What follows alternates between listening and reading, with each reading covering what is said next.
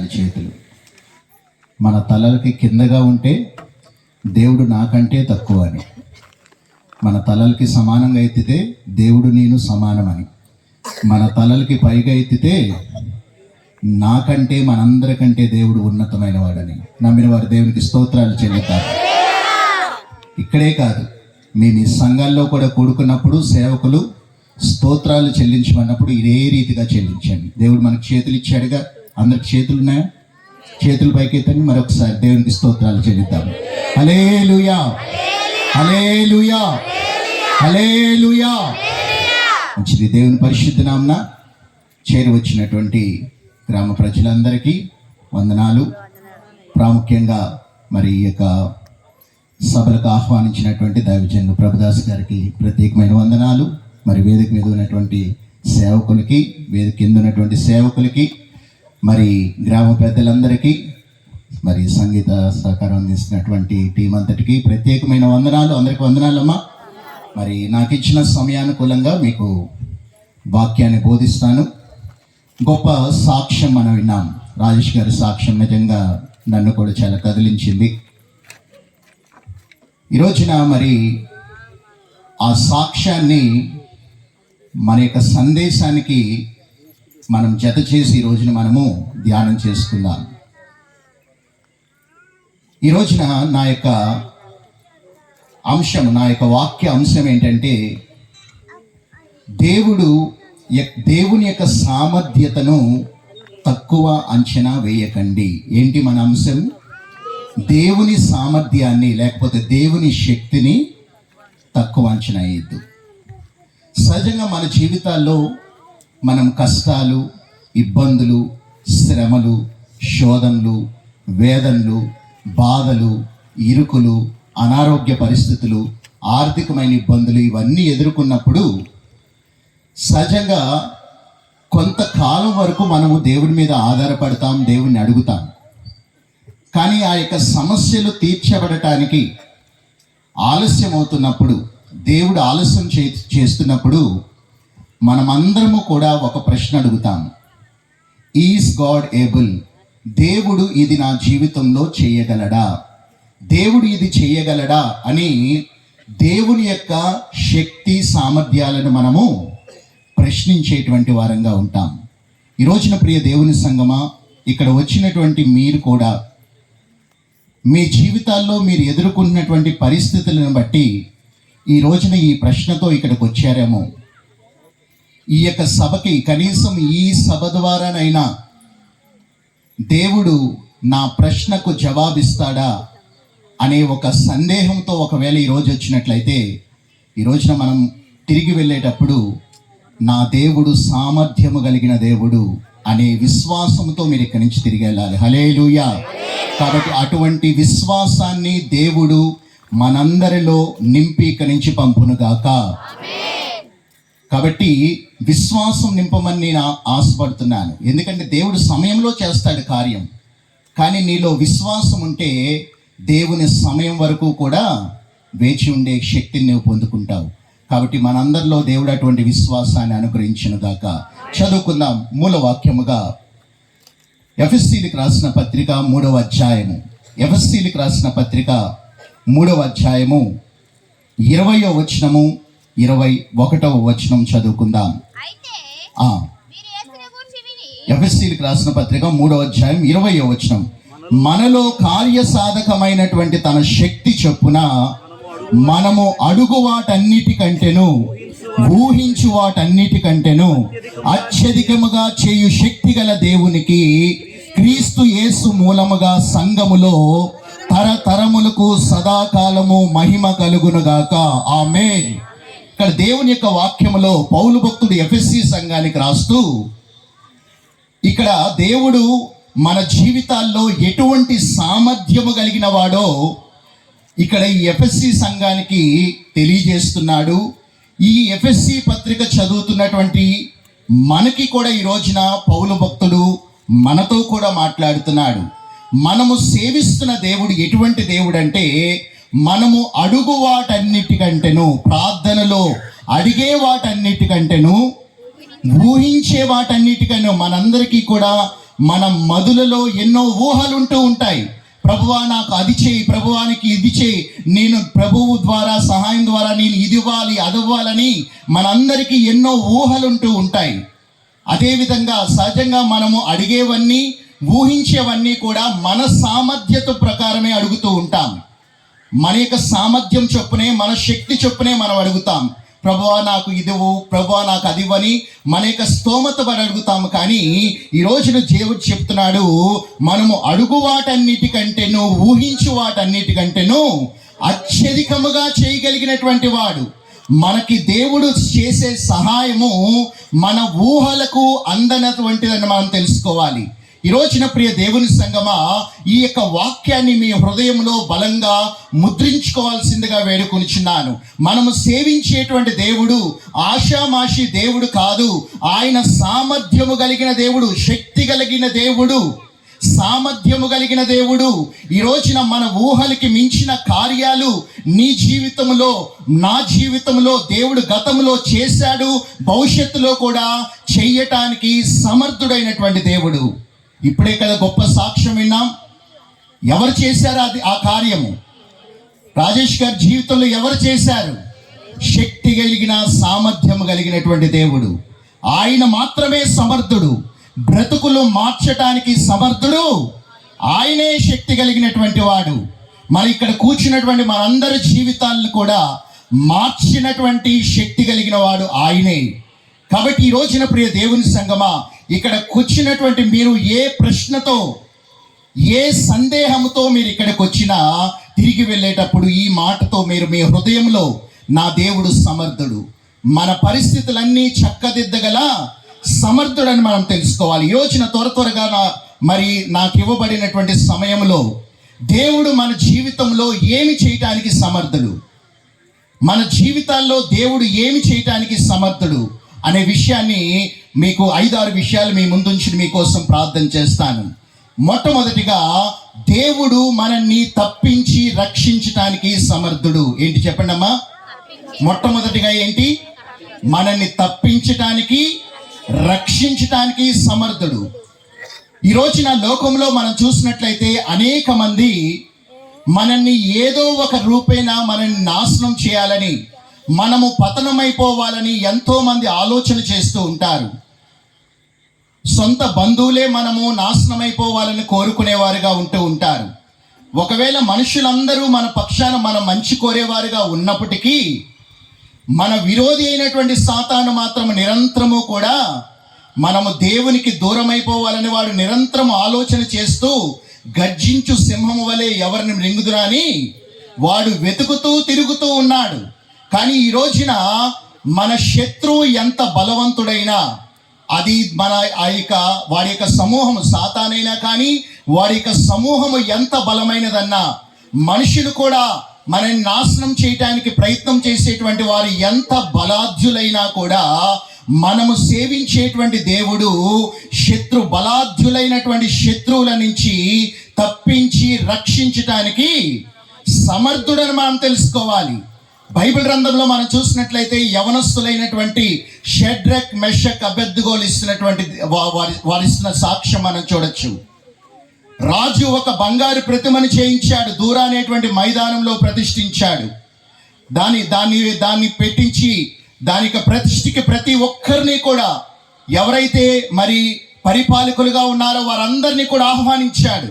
సహస్రాధిపతుల్ని ప్రతి ఒక్కరిని కూడా ఆహ్వానించి, ఈ యొక్క వాయిద్యాలు వాయించినప్పుడు ప్రతి ఒక్కరు కూడా ఆ ప్రతిమకు మీరు మొక్కాలి, ఆ ప్రతిమకు మీరు మొక్కాలని ఎవరైతే మొక్కరో మిమ్మల్ని అందరినీ కూడా మండుతున్న అగ్నిగుండంలో వేస్తాను. రాజు ఒక ఆజ్ఞని మరి సృష్టించి మరి ఆ యొక్క దండోర వేసినప్పుడు అందరూ సమకూడినప్పుడు ఆ యొక్క మరి ఎప్పుడైతే ఆ వాయిద్యాలన్నీ వాయించబడి అందరూ కూడా కిరీటాలు పక్కన పెట్టి వారందరూ సాష్టాంగపడ్డారు. కానీ ప్రభువుని నమ్ముకున్నటువంటి, యెహోవా దేవుణ్ణి ఆరాధించాలని తెలిసినటువంటి, ఎరిగినటువంటి, ఆయన తప్ప వేరొక దేవుడు లేడని ఎరిగినటువంటి ఈ యొక్క యవనస్తులు, వారు ఏ మాత్రము కూడా ఆ యొక్క ప్రతిమకు మొక్కటానికి వారు ఏ మాత్రము కూడా ఇష్టము చూపించలేదు. అక్కడ కల్దీలు కొంతమంది ఈర్ష్య పెంచుకొని ఈ విషయాన్ని రాజు దగ్గరికి తీసుకెళ్లారు. రాజు ఉగ్రుడైపోయాడు. వారందరినీ కూడా పిలిపించాడు. అప్పుడు రాజు అడుగుతున్నారు, నేను వీరి దగ్గర నుంచి విన్న వార్త నిజమేనా అని అడిగినప్పుడు రాజు ఎదుట వారు చెప్తున్న సాక్ష్యం అది ఒకసారి చదవండి. ఒకసారి మనం చదువుదాం. 17వ వచనం ఒకసారి చదువుదాం. మేము సేవించుచున్న దేవుడు మండుచున్న వేడిమి గల ఈ అగ్నిగుండములో నుండి మమ్ములను తప్పించి రక్షించుటకు సమర్థుడు. చూడండి ఎంత ధైర్యముగా యవనస్తుడు సాక్ష్యం చెప్తున్నాడు. ఆ యవనస్తులు సాక్ష్యం చెప్తున్నారు, రాజా మీకు సమాధానం ఇవ్వాలనే భయము మాకు లేదు, మమ్మల్ని అగ్నిగుండములో వేస్తారనే భయము కూడా మాకు లేదు, అగ్ని మమ్మల్ని దహించి వేస్తుందనే భయము కూడా మాకు లేదు. కానీ మేము సేవిస్తున్న, మేము ఆరాధిస్తున్న, మేము పూజిస్తున్న దేవుడు మమ్మలను ఆ అగ్నిగుండములో నుంచి తప్పించి రక్షించడానికి సమర్థుడు అని చెప్పినట్టుగా మనం చూస్తున్నాం. ఈ రోజున ప్రియ దేవుని సంగమా, మనలో కూడా అటువంటి విశ్వాసము కలగాలి. మన జీవితాల్లో కూడా శత్రువు నిరంతరము కూడా మనల్ని నాశనము చేయటానికి, ఈ రోజున రాజేష్ గారి సాక్ష్యంలో మనం విన్నాము, శత్రువు అనేక రీతులుగా నాశనము చేయటానికి శత్రువు ఎందుకు వస్తాడు మన మీదకి? యోహాను సువార్త 10:10లో దొంగతనమునకు, హత్యకు, నాశనం చేయటానికి వస్తాడు కాబట్టి. కానీ మరి దేనికి వాడు రాడు? మనల్ని నాశనం చేయటానికి, మన సంతోషాన్ని నాశనం చేయటానికి వాడు వస్తాడు, కానీ మరి దేనికి రాడు. ఈ రోజున ప్రియ దేవుని సంగమా, మన విరోధి అయినటువంటి సాతాను వాడు బలవంతుడై ఉండొచ్చు, కానీ కల్వరి శిలువలో యేసయ్య చేసిన శిలువ బలియాగం ద్వారా వారి బలము యేసు ప్రభు వారి యొక్క పాదాల కింద అది అనగద్రొక్కబడింది. హల్లెలూయా. వాడు గర్జించేవాడే, కానీ వాడు బలము లేనటువంటి వాడని మనం తెలుసుకోవాలి. ఈ రోజున ప్రియ దేవుని సంగమా, మన దేవుడు తప్పించగలిగుడు, మన దేవుడు తప్పించేవాడు, రక్షించేటువంటి వాడు. పేతురు భక్తుడు సంఘమంతా ప్రార్థన చేసినప్పుడు ఏం చేశాడు? దేవుడు దూతను పంపించాడు. చెరసాలలో నుంచి సైనికులు అంటే సంఖ్యలతో బంధించబడి ఉన్నా కూడా దేవుడు ఏం చేశాడు? అద్భుత రీతిగా పేతురుని చెరసాల్లో నుంచి బయటికి తీసుకొచ్చాడు. ఈ రోజున ప్రియ దేవుని సంగమా, మొట్టమొదటిగా ఈ రోజున ఒకవేళ శత్రువు మీకు మీ మదిలో, నీ పరిస్థితి నుంచి ఎవ్వరూ మిమ్మల్ని తప్పించలేరు, ఎవరు మిమ్మల్ని రక్షించలేరని వాడి యొక్క స్వరము మీ చెవిలో వాడు చెప్తున్నట్లయితే, ఈ రోజున దేవుడు దానికి ఇస్తున్న సమాధానము, ఆయన తప్పించి రక్షించడానికి సమర్థుడు. ఎందుకంటే మన దేవుడు అడుగు వాటన్నిటికంటేను, ఊహించు వాటన్నిటికంటేను అత్యధికముగా చెయ్యటానికి శక్తి కలిగిన సమర్థుడైనటువంటి దేవుడు. కాబట్టి మొట్టమొదటిగా ఏంటి చెప్పండి? మన దేవుడు ఎటువంటి వాడు? తప్పించి రక్షించటానికి సమర్థుడు. రెండవదిగా మనం చూసినట్లయితే మన దేవుడు స్వస్థపరచటానికి, విడుదల కలగ చేయటానికి సమర్థుడు. హల్లెలూయా. మన దేవుడు స్వస్థపరచటానికి, విడుదల కలగ చేయటానికి. చదువుదాం. మార్కు సువార్త 1వ అధ్యాయము, మార్కు సువార్త 1వ అధ్యాయము 34వ వచనం ఒకసారి చదవండి. 34. ఆయన నానా విధములైన రోగాల చేత పీడింపబడిన అనేకులను స్వస్థపరిచి అనేక దయ్యములను వెళ్ళగొట్టెను. చాలు. ప్రభు అయినటువంటి యేసుక్రీస్తు వారు పరిచర్య చేసిన దినాల్లో నానా విధములైన రోగాల చేత పీడింపబడుతున్న వారిని స్వస్థపరిచారు. దయ్యముల చేత పీడింపబడుతున్న వారిని సైతము ఆయన వెళ్ళగొట్టినట్టుగా మనం చూస్తున్నాం. మనం చూసినట్లయితే యేసు ప్రభు వారు చేసిన అద్భుత కార్యాల్లో ఆయన సుదీర్ఘమైన కాలముగా 12 సంవత్సరాలుగా రక్తస్రావంతో బాధపడుతున్న స్త్రీ డాక్టర్లందరి దగ్గరికి వెళ్ళింది. ఆమె ధనమంతా ఖర్చు చేసుకుంది, ధనమంతా వ్యయం చేసుకుంది, కానీ ఎవ్వరూ కూడా ఆమెను స్వస్థపరచలేకపోయారు.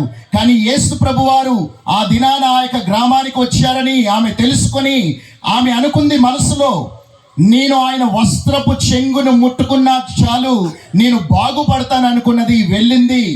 12 సంవత్సరాలుగా రక్తధార కారుతున్నట్టు ఆమె రక్తధార కట్టినట్లుగా మనం చూస్తున్నాం. ఆలోచన చేయండి. 1 రోజు కాదు, 2 రోజులు కాదు, 12 సంవత్సరాలుగా రక్తస్రావంతో ఆమె ఎంత బలహీనమైపోయి ఉంటుంది. ఇందాక మరి మనం చూసిన రాజేష్ గారు సాక్ష్యం చెప్పారు. రక్తము అంటే వారు నాకు తెలిసి మరి ఎంతకాలం మరి ఆ బాధను, ఆ రుగ్మతతో బాధపడ్డారో. వారు దానికే ఆ యొక్క కొన్ని దినాలకే అంత బలహీనమైపోయినప్పుడు, రక్తము దేహంలో నుంచి పోయినప్పుడు, అంత బలహీనమైపోయినప్పుడు, దేహం అంతా పాలిపోయినప్పుడు మరి ఆమె పరిస్థితి ఏ విధంగా ఉంటుందో మనకు తెలియదు. మరి ఆమె ఎంత బలహీనమైన పరిస్థితిలో ఉందో నాకు తెలియదు. కానీ ఆమె అనుకున్నది, నేను అవకాశాన్ని నేను దుర్వినియోగం చేసుకోకూడదు, నేను ఈ యొక్క అవకాశాన్ని పోగొట్టకూడదు, అందుకని యేసు దగ్గరికి వెళ్ళాలి, ఆయన ముట్టుకోవాలని అనుకుంది. యేసును ముట్టుకున్న వెంటనే ఆమె బాగుపడింది. అదేవిధంగా 38 సంవత్సరాలుగా బెతెస్దా అనేటువంటి కోనేరు దగ్గర 38 సంవత్సరాలుగా ఒక వ్యక్తి లేవలేనటువంటి పరిస్థితిలో పడిపోయి ఉన్నాడు, లేవలేనటువంటి స్థితిలో ఉన్నాడు. 1 కాదు 2 కాదు, 38 సంవత్సరాలుగా ప్రతిరోజు ఎవరో ఒకరు తీసుకొస్తున్నారు, ఆ కోనేరు దగ్గర పడుకోబెడుతున్నారు. ఆ పరిస్థితిలో మనం చూసినప్పుడు ఆ దూత వచ్చి నీరు కదిలిస్తుంది, కానీ ఎవరో ఒకరు తనకంటే మరి ఎవరైతే బాగున్నారో, కొంచెం నడవగలిగారో, వారే శక్తి కలిగిన వారు ముందుగానే నీటిలోకి దూకుతున్నారు, వారు స్వస్థత పొందుతున్నారు. కానీ 38 సంవత్సరాలుగా ఎవరు కూడా తనని ఆ నీటిలోకి వేయలేకపోయారు, తన వెళ్ళలేకపోయారు, ఎవరు కూడా సహాయం చేయలేకపోయారు. కానీ ఆ రోజున ప్రభు అయిన యేసుక్రీస్తు ప్రభు వారు ఆ వ్యక్తిని దర్శించినప్పుడు నీటిలోకి వెళ్లకుండానే యేసు ప్రభు వారి యొక్క వాక్కు ప్రకారము నోటి మాట చొప్పున ఆయన 38 సంవత్సరాలుగా లేవలేని స్థితిలో నుంచి లేచి సంతోషంగా తిరిగి ఇంటికి వెళ్ళాడు. హల్లెలూయా. మనము సేవించుచున్న దేవుడు మనల్ని స్వస్థపరచడానికి, విడుదల కలగ చేయటానికి సామర్థ్యం కలిగిన దేవుడు. ఈ 2 స్వస్థత కార్యాలైతే మరొక అద్భుత కార్యం చూస్తాము.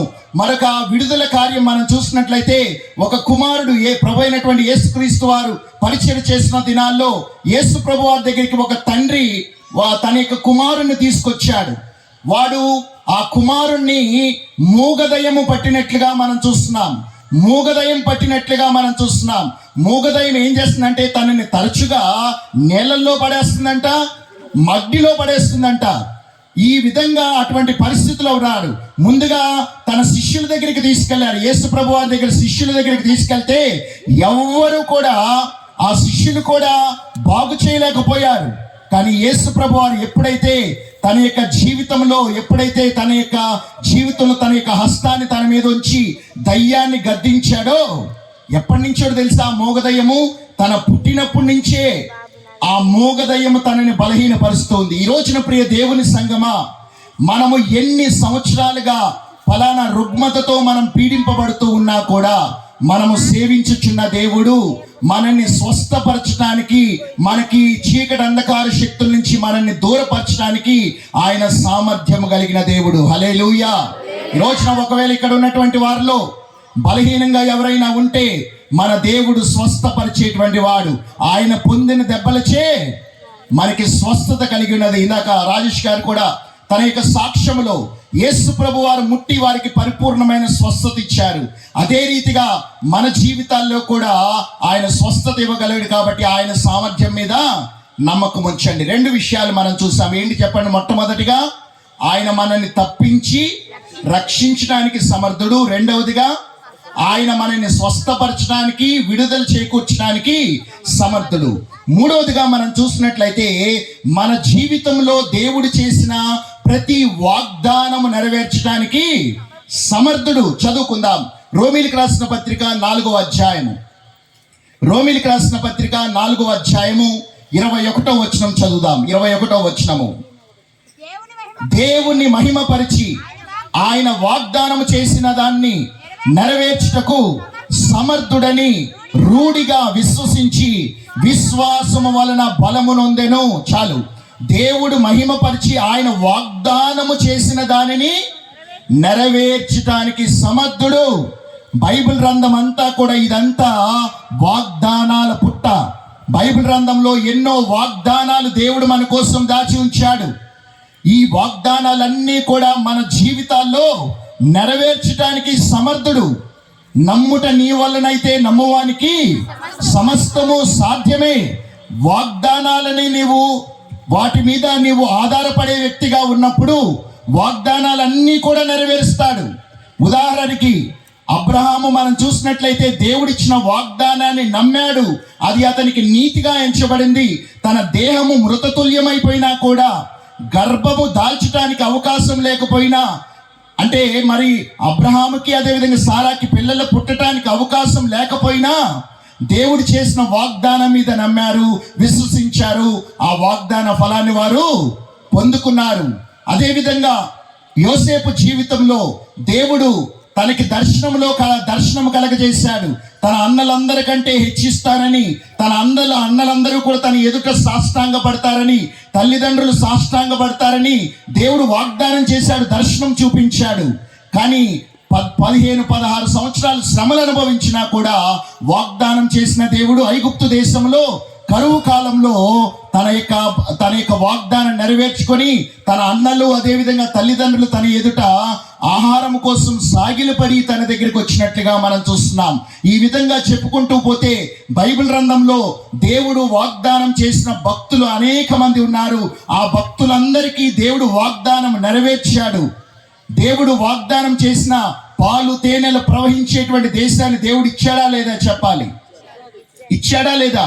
దేవుడు ఇచ్చాడు. అదే విధంగా మన జీవితాల్లో కూడా మరి మీకు మొన్న జరిగినటువంటి 31వ తారీఖున జరిగినటువంటి వాచ్ నైట్ సర్వీస్లో మరి మీ అందరూ వాగ్దానాలు తీశారో లేదో నాకు తెలియదు. కానీ కేవలం ఆ వాగ్దానం అనే కాదు, బైబిల్ గ్రంథంలో ఉన్న ప్రతి వాగ్దానము మనము చేపట్టి దాని మీద మనము ఆధారపడినప్పుడు దేవుడు, ఇక్కడ వాక్యంలో మనం చదువుతున్నాం కదా, ఆయన వాగ్దానము చేసిన దానిని నెరవేర్చడానికి సమర్థుడని మనం తెలుసుకోవాలి. ఈ రోజున మన సేవించేటువంటి దేవుడు మూడవదిగా ఏంటంటే ఆయన చేసిన వాగ్దానాలన్నీ నెరవేర్చడానికి సమర్థుడైన దేవుడు. నాలుగవదిగా మనం చూసినట్లయితే మన దేవుడు పడిపోయిన ప్రతి ఒక్కరిని కూడా లేవనెత్తటానికి, లేచి నిలబెట్టడానికి సమర్థుడు. హల్లెలూయా. సహజంగా మనుషులంగా మనము తప్పిదములు చేస్తూనే ఉంటాం. ఎంత గొప్ప సేవకుడైనా, ఎంత గొప్ప దైవజుడైనా, రక్త మాంసములతో ఉన్న ప్రతి ఒక్కరూ కూడా తప్పిదములు చేస్తూనే ఉంటాం. మనుషులైతే మనం తప్పిదములు చేసి మనం పడిపోయినప్పుడు మన పడిపోయిన స్థితిని బట్టి వేలెత్తి చూపించి ఎగతాళి చేసి వారు అల్లరిపాలు చేసేవారుగా ఉంటూ ఉంటారు. తల వంపులు మనం తెచ్చుకునేటట్టు చేస్తారు. కానీ మనం సేవించేటువంటి దేవుడు మాత్రము ఆయన మనల్ని పడిపోయిన స్థితిలో నుంచి లేవనెత్తి నిలబెట్టగలిగిన దేవుడు. చదువుకుందాం. రోమీలకు రాసిన పత్రిక 14వ అధ్యాయము. రోమీలకు రాసిన పత్రిక 14వ అధ్యాయము 4వ వచనం చదవండి. పరుని సేవకునికి తీర్పు తీర్చుటకు నీవెవడవు? అతడు నిలిచి యుండుటకైనను పడియుండుటకైనను ఆయన సొంత యజమాని పనియే. అతడు నిలుచును, ప్రభువు అతనిని నిలబెట్టుటకు శక్తి కలిగిన వాడు. హల్లెలూయా. ఈ రోజున దేవుడు చెప్తున్నాడు, పరులకు తీర్పు తీర్చడానికి నీవెవడవు? అతడు పడి ఉండటము కూడా నా ఆజ్ఞ లేకుండా అతడు పడి ఉండలేదు. అతడు పడిపోయినా కూడా తిరిగి లేపటానికి నేను సమర్థుడు. ఇక్కడ అదే చెప్తున్నాడు, ప్రభువు అతన్ని నిలవబెట్టుటకు సమర్థుడు. బైబిల్ గ్రంథంలో మనం చూసినట్లయితే పడిపోయిన పాపములో, పడిపోయినటువంటి వ్యభిచార పాపములో పడిపోయినటువంటి స్త్రీని ధర్మశాస్త్రం ప్రకారము దేవుని దగ్గరికి వాక్యము చెప్పి ఆమె జీవితాన్ని దిద్ది దేవునికి అంటుకట్టబడేలాగా చేయాల్సినటువంటి వారు మాత్రము ఆమె చేసిన తప్పిదాన్ని బట్టి వేలెత్తి చూపిస్తూ రాళ్ళు తీసుకొని వచ్చారు. వారందరూ కూడా యూదులు అనేటువంటి వారు రాళ్ళు తీసుకొని వచ్చారు. కానీ యేసు ప్రభువు వారు తాను యూదుడై ఉండి కూడా, ఒక బోధకుడై ఉండి కూడా ఆయన రాయి తీసుకోలేదు. కానీ ఏం చేశాడు? పడిపోయిన ఆమె స్థితిని ఏం చేశాడు? లేచి నిలవబెట్టాడు. ఈ రోజున ప్రియ దేవుని సంగమా, ఎంత ఘోర పాపలు ఇందాక మనం గొప్ప సాక్ష్యం మనం విన్నాం, రాజేష్ గారి సాక్ష్యము. ఎంత ఘోర పాపములో మనం పడిపోయినా కూడా నాకు తెలిసి వారు అనేక మంది కూడా ఇందాక వారు సాక్ష్యం చెప్తూ తల్లి కానీ, భార్య కానీ, అదేవిధంగా సహోదరుడు కానీ అందరూ కూడా తన పడిపోయిన స్థితిని బట్టి అందరూ కూడా దూషించుండొచ్చు. తన స్నేహితులు కూడా మరి దూషించుండొచ్చు, ఇరుగు పొరుగు వారు దూషించుండొచ్చు. కానీ దేవుడు వారిని నిలబెట్టాడు. ఈ రోజున మనకి ఒక గొప్ప సాక్షిగా మన ఎదుట నిలబడ్డాడు. ఈ రోజున ప్రియ దేవుని సంగమా, మనము సేవించేటువంటి దేవుడు పడిపోయిన వారిని సైతము నిలబెట్టడానికి ఆయన సమర్థుడైనటువంటి దేవుడు అని మనం తెలుసుకోవాలి. ఈ రోజున మనం ఏ పాపములో పడిపోయినా సరే మనము సేవిస్తున్నటువంటి దేవుని దగ్గరికి వచ్చి, ప్రభువా నేను నాయన పాపములో పడిపోయాను, నన్ను క్షమించండి, మన్నించండి అని వేడుకోగలిగితే ఆయన నీ పాపములను క్షమించి ఆయన తిరిగి నిన్ను లేపటానికి సమర్థుడని తెలుసుకోవాలి. ఎంత ఘోర పాపినైనా కూడా ఆయన తోసివేయడు. నా యొద్దకు వచ్చే వారిని నేను ఎంత మాత్రము తోసివేయనని చెప్తున్నాడు. పాపములో పడిపోయినటువంటి కుమారుడు, తప్పిపోయిన కుమారుడు ధనమంతా కూడగట్టుకొని తన తండ్రి ఇంటి నుంచి వెళ్ళిపోయాడు. మరి విచ్చలవిడిగా వేశ్యలతో తిరిగాడు, ధనమంతా కూడా నష్టం చేసుకున్నాడు. పందుల యొక్క తినే ఆహారంతో తన యొక్క కడుపు నింపుకోవాలనుకున్నాడు. కానీ బుద్ధి వచ్చినప్పుడు తండ్రి ఇంటికి వెళ్దానికి కనీసము ఒక పనివాడినైనా నన్ను పెట్టుకోనానా అని అడుగుదాం అనుకున్నాడు. కానీ దేవుడు పనివాడిగా, ఇక్కడ తండ్రి పనివాడిగా పెట్టుకున్నాడా? రావటంతో ఎదురుగా వెళ్ళి యూదుల్లో మనం చూసినట్లయితే వారు పరిగెత్తరన్నమాట. కానీ ఇక్కడ ఆ వాక్యం మీరు చదివినప్పుడు తండ్రే పరిగెత్తుకుంటా వెళ్ళాడంట కుమారుని దగ్గరికి. మెడ మీద పడ్డాడు, ముద్దులు పెట్టుకున్నాడంట. అతనికి ప్రశస్త వస్త్రాలు ధరింపజేశాడు, పాదాలకి చెప్పులు తొడిగాడు, ఉంగరాన్ని తొడిగించి గొప్ప విందు చేశాడు. ఈ రోజున ప్రియ దేవుని సంగమా, మనము ఎంతగా పడిపోయినా సరే తండ్రి దగ్గరికి మనం మళ్ళినప్పుడు ఆయన చెప్తున్నాడు, మీ పాపములన్నీ కూడా నా వీపు వెనకాలేస్తానంటున్నాడు. ఒక్కసారి ప్రభువా నేను పాపినైనా మనం ఆయన దగ్గర మన పాపాలు ఒప్పుకుంటే మన పాపం వైపుకి ఆయన చూడడంట. గతంలో చేసిన పాపం వైపుకు చూడడు. మన పాపములన్నీ ఆయన వీపు వెనకాల వేస్తాడంట. తూర్పుకు పడమటికి ఎంత దూరమో అంత దూరం మీ పాపములు తీసివేస్తానని దేవుడు చెప్తున్నాడు. అందుకని ఆయన ఆహ్వానం ఇస్తున్నాడు. యెషయా గ్రంథంలో 1వ అధ్యాయంలో, రండి మనం వాదము చేసుకుందాం, కూర్చొని మాట్లాడుకుందాం. మీ పాపములు ఎంత ఘోరమైనవైనా, ఎంత ఎర్రవైనా సరే నేను దాన్ని తెల్లగా మారుస్తాను, హిమము కంటే తెల్లగా మారుస్తానంటున్నాడు. ఈ రోజున ప్రియ దేవుని సంగమా, మనము సేవించేటువంటి దేవుడు ఏం చేయటానికి సమర్థుడు? మనం పడిపోయినప్పుడు తిరిగి మనల్ని లేవనెత్తానికి. అదే చూస్తున్నాం కదా, ప్రభువు అతన్ని నిలవబెట్టడానికి శక్తి కలిగినటువంటి వాడు. మనుషులందరూ కూడా మనం పడిపోయినప్పుడు వేలెత్తి చూపిస్తారు, కానీ మన దేవుడు వేలెత్తి చూపించడు. మన దేవుడు రెండవ అవకాశాన్ని ఇచ్చి మనని అనేక మంది ఎదుట సాక్షిగా నిలబెట్టేటువంటి దేవుడు మన దేవుడు. హల్లెలూయా. 4 విషయాలు మనం చూసాం. 5వదిగా మనం చూస్తున్నట్లయితే మన దేవుడు మనల్ని పోషించడానికి సమర్థుడు. హల్లెలూయా. మనల్ని పోషించడానికి మనము సేవించిన దేవుడు. ఈ రోజున మనందరికీ కూడా నిరంతరము కూడా మనకి నిత్యావసరాలు అనేకమైన ఉంటూ ఉంటాయి. ప్రాముఖ్యంగా 3 ముఖ్య నిత్యావసరాలు ఏంటంటే, మనం వేసుకోవటానికి బట్ట, తినటానికి తిండి, ఉండటానికి నీడ. దేవుడు మనకి అవన్నిటినీ కూడా దేవుడు ఇచ్చి పోషించడానికి సమర్థుడని మనం తెలుసుకోవాలి. అరణ్య ప్రయాణంలో ఎంతమంది ప్రయాణం అయ్యారు? బైబిల్ గ్రంథంలో 6 లక్షల మంది అని పురుషుల సంఖ్య ఉన్నది. దాదాపు అందరూ వారి పిల్లలు కానీ, భార్యలు కానీ, వారి కలిగిన యొక్క మందలు, ఇవన్నీ కూడా మనం చూసినట్లయితే కొన్ని లక్షలు ఉంటాయి. కానీ ఆ యొక్క 40 సంవత్సరాలు కూడా దేవుడు వారిని పోషించినట్లుగా మనం చూస్తున్నాం. వారికి ఆహారం ఇచ్చాడు, అదేవిధంగా వారికి దాహమైనప్పుడు దాహానికి నీళ్ళు ఇచ్చాడు. నీళ్లు ఒకవేళ తాగటానికి లేకపోయినా కూడా బండలో నుంచి బండను చీల్చి దేవుడు నీళ్ళని ఇవ్వగలిగాడు. వాక్యం చెప్తుంది, వారు ప్రయాణమై వెళ్తున్నప్పుడంట కుక్కలు మొరగలేదంట, వారి యొక్క చెప్పులు అరిగిపోలేదంట, వారి ఒంటి మీద బట్టలు మాసిపోలేదంట. వారికి పగలు మేఘస్తంభం వలె, రాత్రి అగ్నిస్తంభం వలె దేవుడు నీడగా ఉన్నాడంట. అంత గొప్ప జన సమూహాన్ని దేవుడు 40 సంవత్సరాలు ఆ విధంగా వారిని పోషించి, వారిని సంరక్షించి, వారు అలవకుండా వారిని వాగ్దానం చేసిన వాగ్దాన భూమిలోకి నడిపించగలిగినటువంటి దేవుడు మన దేవుడు కూడా మనల్ని పోషించడానికి సమర్థుడు. ప్రవక్త అయినటువంటి మనం చూసిన ఏలియాను కూడా మనం చూసినట్లయితే, కరువు కాలంలో మనం చూసినట్లయితే అతడు కాకి ద్వారా ఆహారాన్ని పంపించాడు, కాకోలము ద్వారా ఆహారాన్ని పంపించాడు, పోషించాడు. అదేవిధంగా అక్కడ కెరూతు వాగు ఎండిపోయినప్పుడు శరాపాతు విధవరాల దగ్గరికి వెళ్ళి అతన్ని పోషించాడు, ఆ విధవరాల్ని పోషించాడు, ఆ విధవరాల యొక్క కుమారుని కూడా పోషించాడు. ఈ రోజున ప్రియ దేవుని సంగమా, అందుకని యేసు ప్రభువు చెప్తున్నారు, ఏమి తిందుమా, ఏమి త్రాగుదమా, ఏమి ధరించుకుందామా అని చింతించకండి. ఎందుకంటే ఇవన్నీ అన్యులు వాటి గురించి చింతిస్తారు, మనమేం తెలుసుకోవాలంటే మనము సేవించే దేవుడు ఆకాశ పక్షులను చూడడి, అవి విత్తవు కోయవు, కొట్లలో కూర్చుకొనవు, వాటిని పోషించుచున్న దేవుడు మిమ్మల్ని పోషించలేడా? ఆలోచన చేయండి.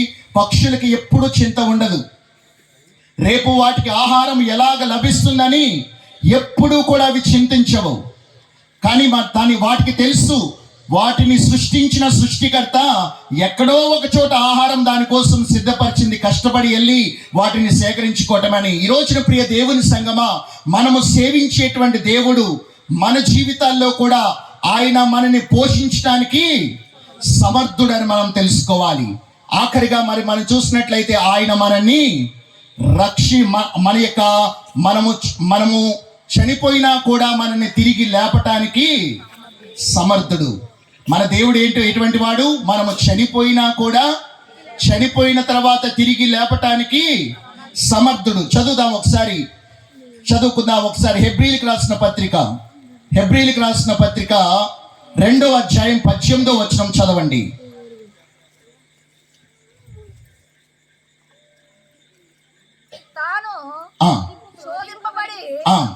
శ్రమ పొందెను గనుక శోధింపబడి వారికి నీ సహాయము చేయు గలవాడై ఉన్నాడు అన్నట్లుగా మనం చూస్తున్నాం. ఇక్కడ దేవుని యొక్క వాక్యంలో మన దేవుడు సహాయం చేయగలిగినటువంటి వాడు. ఇక్కడ దేవుని యొక్క వాక్యంలో మనం చూసినట్లయితే మనము ఆ బైబిల్ గ్రంథంలో అనేక మంది యేసు ప్రభు వారు చనిపోయినటువంటి వారిని తిరిగి లేపినటువంటి వారిని మనం చూసాం.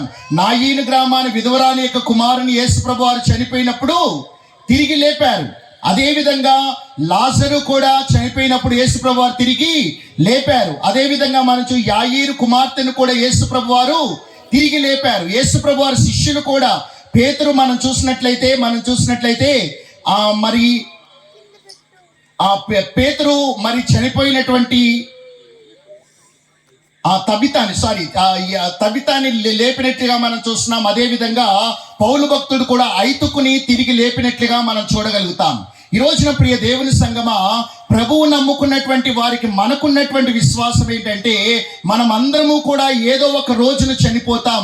కానీ చనిపోయిన తర్వాత ప్రభువుని నమ్ముకున్నటువంటి వారు ఆయన రెండవ రాకడలో నమ్ముకున్నటువంటి వారందరూ కూడా ఆయన నామంలో ఖచ్చితంగా మనం అందరం తిరిగి లేస్తామనేటువంటి విశ్వాసం మనకు ఉండాలి. ఈ రోజున ప్రియ దేవుని సంగమా, మనమందరము యేసు ప్రభు వారి యొక్క రెండవ రాకడలో ఎత్తబడేటువంటి గుంపులో మనం ఉండాలంటే ఎప్పుడు మనం తిరిగి లేచి ఆ నిత్యరాజ్యములో పరలోక రాజ్యంలో ఎప్పుడు ప్రవేశిస్తామంటే మనం భూమి మీద ఉండగా మన కోసం ప్రాణం పెట్టిన, మన కోసం రక్తము కాచిన, నీ పాపాలు నా పాపాలు తన భుజములపై తీసుకొని తండ్రితో మనం పాపం వల్ల దేవునికి దూరస్తులైపోయినటువంటి మనల్ని ఆయన తన యొక్క ప్రియకుమారుని మన కోసం తండ్రి లోకానికి పంపించి ఆ ప్రియకుమారుడు మన కోసము ఆఖరి రక్త బొట్టు వరకు నీ కోసము నా కోసము చిందించి తన యొక్క అమూల్యమైన, నిర్దోషమైన, నిష్కలంకమైన, పవిత్రమైన రక్తాన్ని చిందించి ఆయన మనల్ని పవిత్రపరిచాడు. ఆయన చేసిన శిలువ త్యాగాన్ని బట్టి మనకి తండ్రి అంటే మానవుడికి సహజంగా తండ్రికి ఆ దేవుడు ఆదాము అవ్వను సృష్టించినప్పుడు తండ్రికి దేవాతి దేవునికి మానవుడికి మధ్యన ఎటువంటి అడ్డుగోడలు లేవు. కానీ పాపం ఎప్పుడైతే ప్రవేశించిందో అడ్డుగోడలు ఏర్పడినట్లుగా మనం చూస్తున్నాం, సమాధానం తెగిపోయినట్లుగా మనం చూస్తున్నాం. యేసు ప్రభు వారు చేసిన శిలువ కార్యము ద్వారా తండ్రితో మరలా మనం సంధి చేయబడ్డాం. ఏ సమాధానం అయితే మనం దేవునితో కోల్పోయామో ఆ సమాధానాన్ని మరలా తిరిగి పొందుకున్నాం. ఈ రోజున ప్రియ దేవుని సంగమా, మనము తిరిగి లేవాలంటే మనము చనిపోతాం. మనం అందరము కూడా ఇక్కడ ఉన్నటువంటి మనం అందరమే కానీ ఇంద్ర శబ్దం ద్వారా వింటున్నటువంటి ఎవరైనా సరే ఏదో ఒక రోజున మనం అందరము కూడా చనిపోవలసినటువంటి వారమే.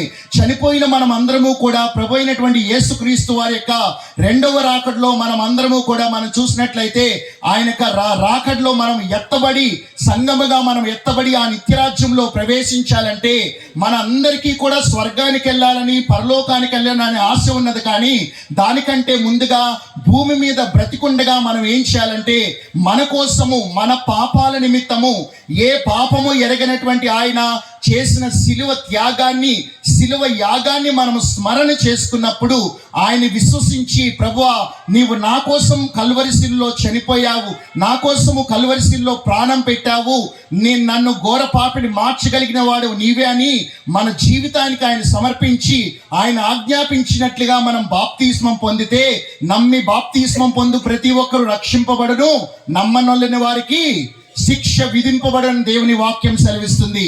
ఈ రోజున మన దేవుడు ఆయన చనిపోయిన తర్వాత, పాతి పెట్టబడిన తర్వాత, చెప్పిన తర్వాత 3 రోజులు తిరిగి లేచాడా లేదా? అందుకనే మనం చూసినట్టే సాధు సుందర్ సింగ్ గారు ఆయన తన యొక్క పుస్తకంలో ఈ విధంగా, తన గురించి మరి రాయబడిన పుస్తకంలో ఈ విధంగా నేను చదివాను. దాంట్లో ఏంటంటే ఆయన చెప్తూ ఉన్నారు, నేను మక్కాకు వెళ్ళాను, అక్కడ మహమ్మద్ ప్రవక్త సమాధి చూశాను, ఆ సమాధిలో ప్రవక్త యొక్క దేహము, ఆ యొక్క అస్థి పంజరం ఇంకా ఉన్నది.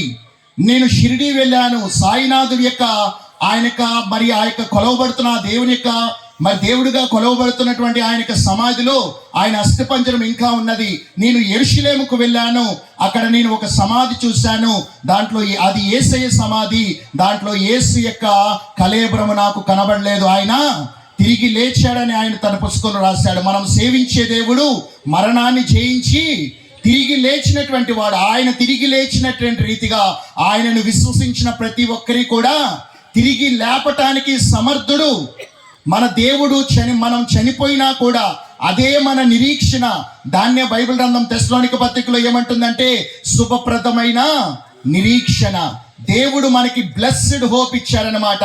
మనకి నిరీక్షణ లేని వారము కాదు, మనకి ఈ భూమి మీదే కాదు, మనం చనిపోయిన తర్వాత కూడా మనకి ఒక శాశ్వతమైన రాజ్యము, దుఃఖము లేని, చింతలు లేని, బాధలు లేని, వేదన లేని శాశ్వతమైన రాజ్యము, నిత్యము దేవునితో మనం ఆరాధించేటువంటి ఆ రాజ్యం మన కోసము దేవుడు అక్కడ అలంకరింపబడుతూ ఉన్నది. ఆ వరుడు రాబోతూ ఉన్నాడు వధువు సంఘమునంతటినీ కూడా తీసుకువెళ్ళటానికి. ఈ రోజున ప్రియ దేవుని సంగమా, చనిపోయిన తర్వాత తిరిగి లేపటానికి సామర్థ్యం కలిగిన వాడే, కానీ ఎవరిని? ఆయన యందు విశ్వాసం ఉంచినటువంటి వారిని తిరిగి లేపి ఆయన నిత్యరాజ్యంలో ఆయన ప్రవేశించడానికి, ఆయన చేయటానికి ఆయన సమర్థుడుగా ఉన్నాడు. ఇంకా ఇక్కడ ఉన్నటువంటి మీలో ప్రభు అయినటువంటి యేసుక్రీస్తు వారిని ఇంకా మీరు విశ్వసించకపోతే ఇదే రక్షణ దినము, ఇదే అనుకూల సమయము. కాబట్టి మనము రక్షణ సువార్త విన్న తర్వాత మీ అందరికీ కూడా స్వర్గంలోకి వెళ్ళాలనే కోరికున్నది.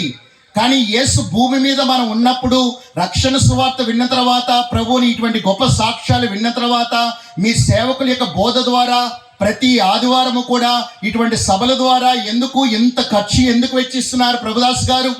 ఎందుకంటే కనీసం ఈ సభల ద్వారా ఒక్క ఆత్మైన రక్షింపబడితే పరలోకంలో నేను సంతోషపెట్టిన వాడిని అవుతానని వారి యొక్క ఆలోచన.